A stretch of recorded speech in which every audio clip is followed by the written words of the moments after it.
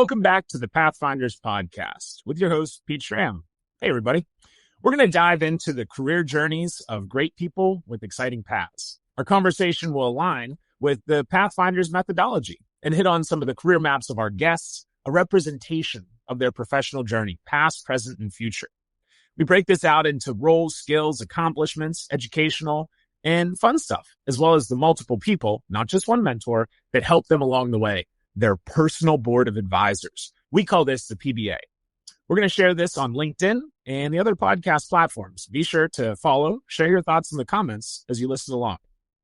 Pressure is a privilege. Billie Jean King. This is Colton's favorite quote, and that's our guest today, Colton. He's the founder of Power Marketing Company, a full-scale digital marketing agency headquartered in Pittsburgh, Pennsylvania. His day-to-day is dedicated to servicing their clients and being forward-facing representative for the agency.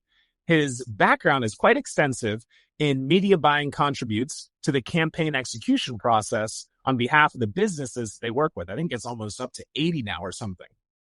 Fun fact about Colton Hower, he led the NCAA in most hit batters per inning pitched. I wonder if that's a statistic or a record or something out there, but most hit batters. Let's go. Yes, he was a Division I baseball player.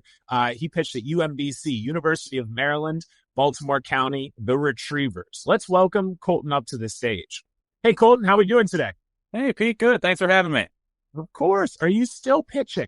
I am not, and thankfully for the batters that I was facing, obviously with the stat you leaned in with. But left my baseball days back at UMBC, and in Pittsburgh, I'm just focused on golf now. So, all right. Well, we'll have to get out and hit some golf balls soon. It's been a pleasure meeting you over the last couple of months. And you ready to dive into what we're going to talk about in Pathfinders? Some career map action, a little bit of amplifying your story. Absolutely, let's do it. I'm looking forward to it. All right, cool. So one of the first things we talk about in here is growing up. What would you want to be outside of a, malicious baseball player, battering people?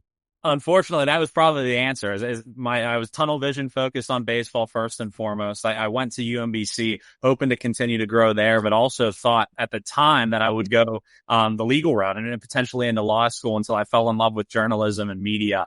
And once that passion kind of formed my freshman year there, really took hold and allowed that to kind of streamline into what I'm doing today and working in the digital marketing agency with Power. So. Did you have any guides that were kind of helping you decide if you would go to the mound or go to the courtroom? At the time, I think when you're a college baseball player and you're an athlete in any capacity there, all the coaches are trying to guide you there. They're trying to get you to reach your potential, So everybody thinks they're going to the bigs when you're playing at that level. And when you got a group of guys that are all motivated in the same way. Outside of that, from a professional side of things, I honestly was lost in college. Didn't know exactly which route that it was going to end up for me. With my passion for sports and my passion for journalism, as I alluded to, thought that sports writing may be the best pathway forward for that. So it was really kind of me learning and finding ways that I don't think I had any mentors there. But once I came home, graduated back in the Pittsburgh area got my first job, that's where it really started to take shape. And individuals became guides and mentors and really shaped to where I am today, and very happy to be here. So, heck yeah. Welcome back. And hopefully the terrible towel was a consistent piece for you throughout. Fall into Ravens territory in any of those ways while down there. Did you learn anything in college that you still use in your job today? Any skills along the way, perhaps? I would say the biggest thing was kind of a hunger and a work ethic. Especially that could speak obviously to the athletic side of things too, but I really tried to immerse myself in doing as much activity as possible to prep my resume and be in the best position when I came back and came home. So I worked it even on top of the sports schedule. I loaded up on credits and actually graduated in 3 years and wanted to fast track that as well.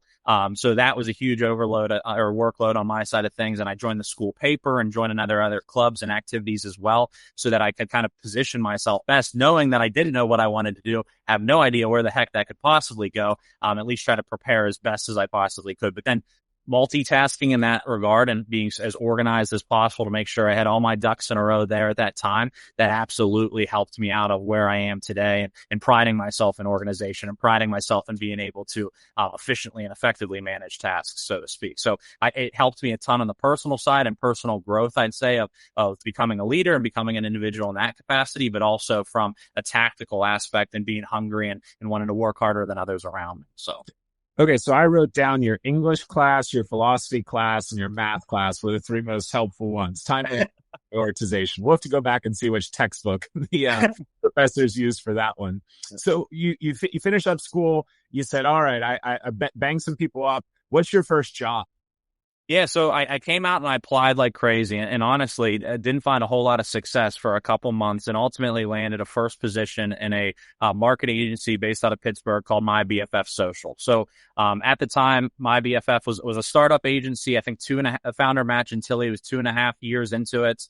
Had a handful of clients, and he had a really big background in the real estate marketing space that it was almost like a niche agency at that time, given his circle and given who he was working with, that I got immersed in kind of real estate marketing, so to speak. And there my title was account executive. And that kind of gave me really good exposure up front into social media marketing, public relations, media buying and advertising, and kind of what a full scale marketing agency would kind of dabble in across that ecosystem. Okay. And were there some coaches at this point or guides, or did the mentors start to come into your professional journey at this stage?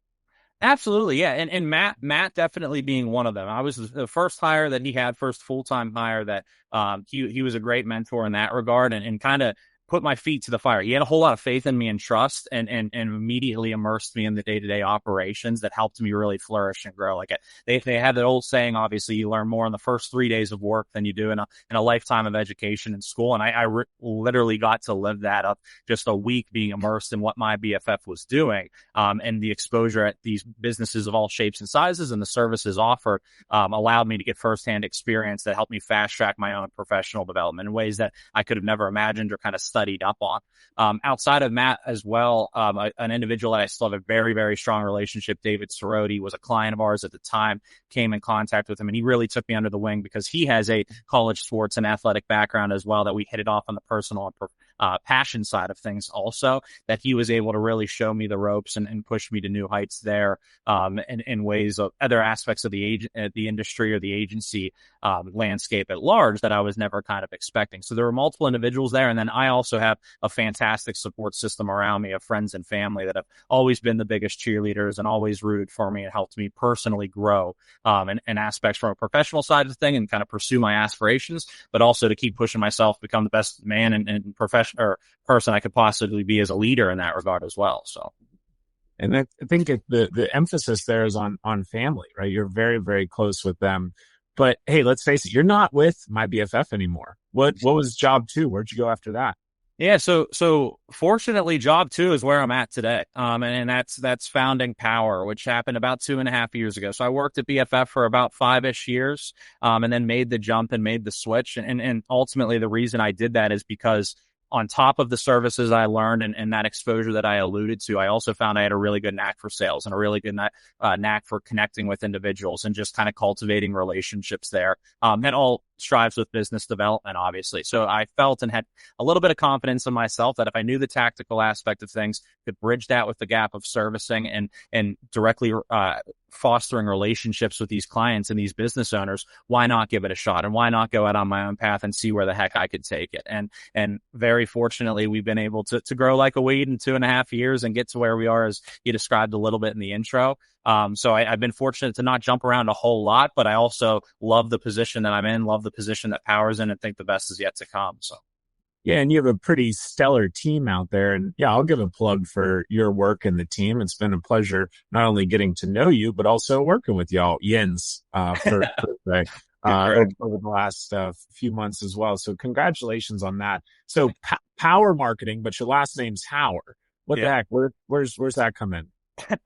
and honestly, that's where it started. Is I've seen a lot of agency owners that have made the agency named after the last name and things like that, but I always resonated with Power, and I think it speaks a lot to kind of my personality too, of the work ethic and aggressiveness, as I like to call it, or hunger, as you'll hear me say a lot. And I think that kind of emulates Power. And my mindset with the brand was we could bring powerful marketing solutions to any business of shape and size. Whether you're a big behemoth with a powerful ad spend, of course we could generate an ROI for you all day long. But if you're a small mom and pop or startup, we can find cost efficient and custom solutions to help you grow there too. And in my mind, that's power. It's bringing the ability to market businesses of any shape and size, no matter where you are in your life cycle as a company, so to speak, and being able to truly attribute that back to growth. Is that our business does not focus on vanity metrics, does not focus on fluff, as I like to call it. It's a little bit of that no BS marketing mindset. And that's kind of our version or synonymous with power in our eyes. So now, where's that favorite quote come into play here, right? Building the business, going through the exhilarating sports career. But where's that favorite quote come in, and what's that really mean to you? Yeah. I'm glad you asked. And this quote does mean a lot to me. And honestly, I wish I knew and resonated this quote more in my college career, because it could have helped me out a little bit better. But I growing up, I was a very nervous individual, even though I was able to succeed in athletics. Like still when I was at UMBC, I was terrified basically of getting on the mat, which led me to being all those batters and have a pretty brutal career there, which I'm self-aware of. And obviously, I'm happy to acknowledge. But after leaving there, I found myself when I was interacting with CEOs and founders of businesses that I was still a little bit nervous getting into these meetings, and still a little bit shaken in terms of doubting myself in some capacities, but it found a lot of success, as I described it, had a ton of success as it helped with the growth of power and where we stand today. That as I look back, pressure is a privilege kind of comes back to the nerves that fear that I'm in a position where I feel nervous because I'm passionate about something and want to do it well, but there's others out there that would kill for that opportunity. People have the aspirations to be a Division I athlete all the time. I should have been telling myself that rather than being worried I was going to throw balls, or I was going to walk people or bean people and not perform for my team. If I could have shifted that narrative in my mind as an athlete, like I have been as a professional, to now I'm comfortable meeting with individuals of any shape and size, or any CEOs that are extremely successful. That the pressure aspect of every opportunity is really because you're fortunate enough to be in that position, and really you're fortunate enough to have the opportunity that others would really strive for. So flipping the script of kind of nerves and anxiousness, if you will, to look at it as this is an opportunity for me to prove to myself and show value to others, and keep working in the areas that I'm most passionate about. So it's a long-winded area to say I've been able to apply that quote to a lot of aspects of my life, proactively and moving forward, and retrospectively of kind of what I wish I would have done better in other instances from the athletic side of things, or even early on in my career where some of those nerves, maybe I could have flipped the script and turned into some confidence and energy, if you will, that could lead to even more success or fast-tracked my growth to where I am today. So there's a book by Dan McGinn called Psyched Up, and I'll probably mention it on a lot of these different podcast episodes, where it talks about your mindset and how you prepare and go into each of those big moments. What does an anesthesiologist do before he goes into surgery? What did Kobe Bryant do before he shot a free throw? What does Malcolm Gladwell do before he sits down to write? And so how do you harness that? And then the other side of it is, how do we make diamonds, right? It's a lot of pressure, and it turns out to be over time, and being persistent and consistent, it turns into something very, very valuable. So I think you're on to something here, and it's very exciting to see this and be part of it. Let's talk a little bit about what's coming next. So you put together your career map coming into this. We talked about a couple of the people on your personal board of advisors, but let's talk about some of the future, knowing that this can be broken up into jobs, skills, accomplishments, education, certs, and some of that fun stuff as well. Yeah. So with my future, kind of my vision is obviously continuing to evolve and scale power. And the role and kind of responsibility, job title I have will hopefully stay the same, but I want to really build out our team and build out a foundation of our team that we can grow and scale rapidly moving forward. We've been able to add 80 clients in 2.5 years, with over half of those actually coming in the last 12 months as well. So I want to continue on that trajectory, and how we do that in my mind is making sure I become the best leader possible. I'm learning to delegate better, stay as organized as possible, ensure that our team is operating as highly effective and as efficient as possible, where I come with a background, obviously, from the personal side and business development side that's all about cultivating relationships in my mind. I've had to shift gears there to make sure that we're focused on the financial elements of winning out on margins and making sure that we're producing and our tactics are as efficient as possible, so that we're actually generating revenue from all of these efforts and the relationships we're building. So in terms of the skills that I'm looking to develop, it would be to become the best professional leader I possibly can, the best CEO I can, and everything that comes along with that, from a a personal aspect of growth, as well as the financial mentality and understanding of sharpening my skills there and making sure we're sharpening our skills as it relates to marketing operations as whole with the constant evolving landscape that our industry has to offer. So really from a very high level, it's scaling the business and scaling myself to be able to accommodate for that. Any kind of milestones or accomplishments? Are we going to try and add another 40 in the next 8 months this time or something? Continue the acceleration? That's the goal. If I had to give you a hard, smart goal that we've set is to reach 100 clients by the end of this calendar year. So we're trending in that regard, obviously, as I alluded to what we've been able to accomplish in the first 7 months or so of this year. And I'm hoping that we hit that century mark here at the end of 2024. Beyond that, I would tell you that I'm hopeful to be very, very ambitious there in 2025, because I think that would be a great pinnacle mark, and that would kind of solidify in me and our team's eyes that we've done this and we were able to conquer a goal. Let's set the bar even higher and see where 2025 could bring. So yeah, that's absolutely the hope. Hey, we're right there with you. We're looking forward to growing with you. What about education and certifications? We talked with some marketing leaders from a large tech company just a few days ago, and there are a couple of marketing certs out there, but is there anything that's specifically on your career map that you're looking at? Maybe it's another degree, maybe not. You have a lot of moving pieces right now. And I might also suggest certs and education that you put on the career maps for your team members as well. So you kind of get a two-part question here. Absolutely. So to start with the latter part of that question, that's where I kind of think the big focal point would be an actual certification deliverables. So Meta and Google are huge in our business and in our models, because we're doing a ton of ad buying across both of those platforms. Both of those networks offer really good certifications of learning the nuances of their channels and all that they have to offer on an organic side and a paid side of the marketing landscape. So I'd want all of our new hires and all of our active team members to go down the path of prioritizing those and becoming certified in what those networks have to offer, and basically know those like the back of their hand.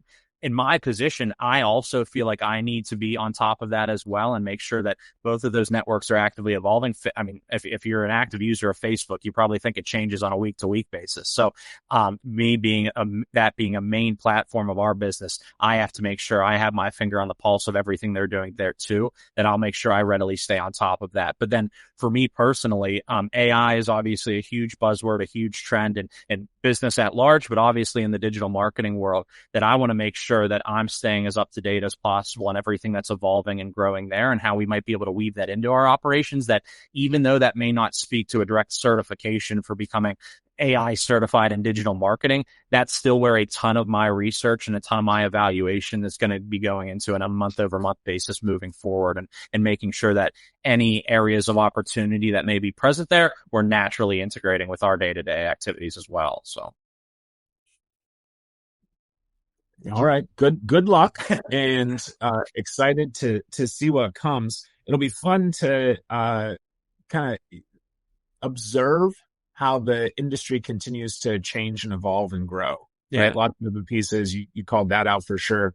So there's always these moving pieces, a lot of stuff happening. How'd you make time for interacting with some of the mentors and taking time to step back and assess your own personal growth and scaling? You mentioned David on there. I think Matt was another person. There's probably a few others, but how do you make time for all this stuff? Yeah. So I think a lot of it, honestly, would be in large part thanks to you and the concept that you brought to the table with the PBA, and making me think about my relationships in a better form on a day-to-day basis. And fortunately, like when I devise my personal board of advisors, a lot of them I do business with on a day-to-day basis. So being able to have consistent touch points there where, yeah, maybe we have a 30-minute conversation, and the first 10 minutes is catching up on a client and the actual marketing activities there of how me and my team are servicing them. But the back half of that is usually catching up and usually building those relationships on a personal basis as well, which again is something I very much pride myself in. And that's for my day-to-day role and responsibility, especially as we continue to grow Power. That is the day-to-day activity that I want to always have as 1A on my docket, is interacting with business owners, interacting with people around me in my sphere, and having that personal interactions compared to anything on the tactical or execution side of things. So outside of David, like other individuals is like my buddy in that sense of the PBA would be like Mike Dochmanovich, who happens to be a client of ours as a CEO of Tap and Pay Plus. But I talk to Mike about once a day, if not every other day, about everything. Right there, that. Yeah.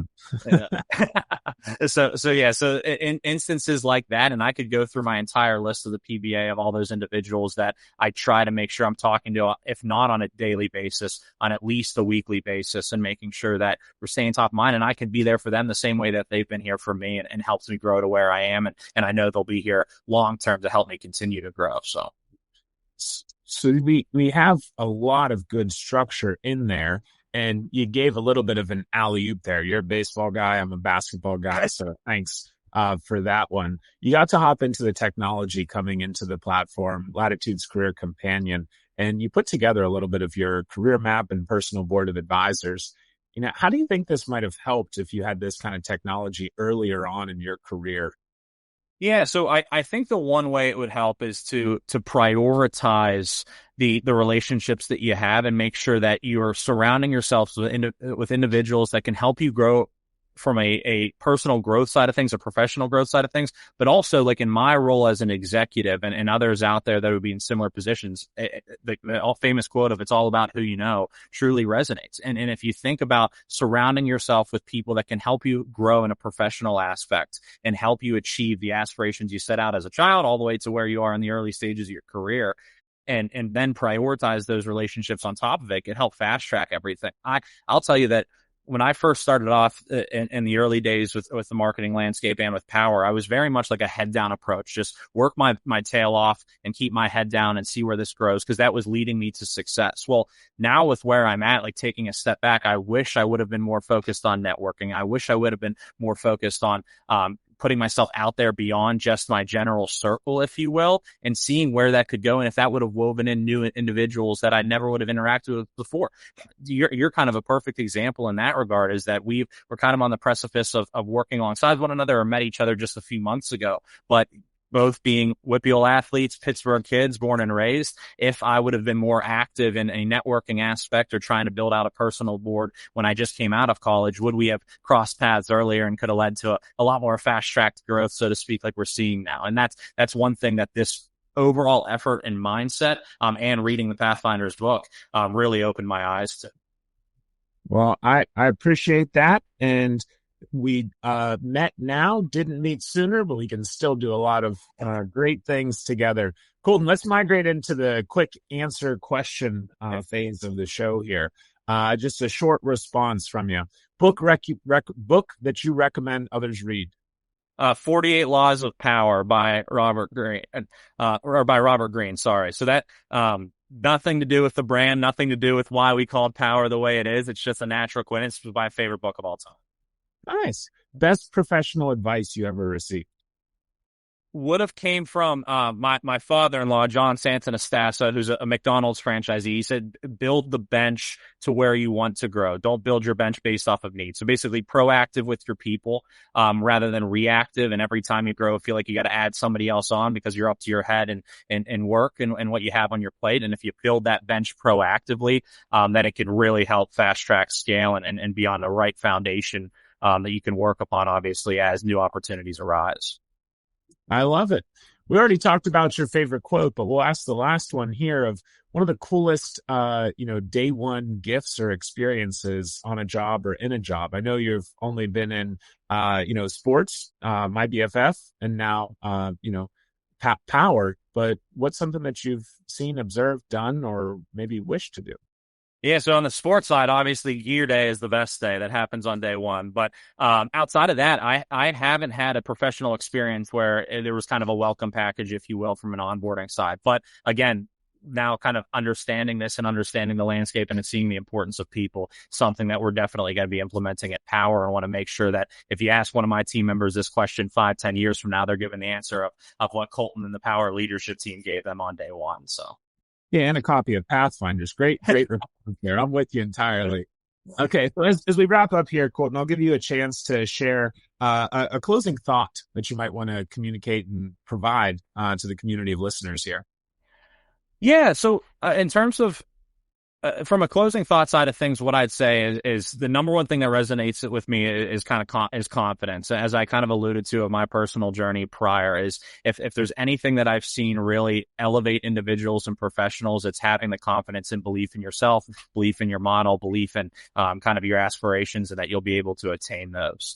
So from a personal side of things, that's exactly where I'd leave it. And then you've heard me talk a ton about fostering relationships and surrounding yourself with people around you that can push you to be the best individuals you possibly can. And I'm very fortunate and that I've been able to do that and feel like the best is yet to come, and hope that everybody else can emulate that by prioritizing the elements like we're talking about today. So perfect. Everybody, thank you very much for listening up to this point. Please follow Colton, reach out and share a thought or a takeaway, or if there's a story that resonated with you. Colton, I'm going to go ahead and do a quick recap here as we get ready to drop off. But power from pitching and pressure is really what I caught from this. Baseball versus legal and journalism. And the coaches were some of your first guides. Time management and prioritization was so valuable as you're going through that athletic career that you then transition into My BFF Social. So thanking mentor Matt early on, and then David for his helpful advice and really blending together that personal and passion side. And it was cool how you went from client to mentor, and how you continue to interact and engage with those people on your PBA, and knowing that pressure is a privilege, right? Making those diamonds and scaling the business in order to scale yourself. So cheers to the Century Club and what's coming soon.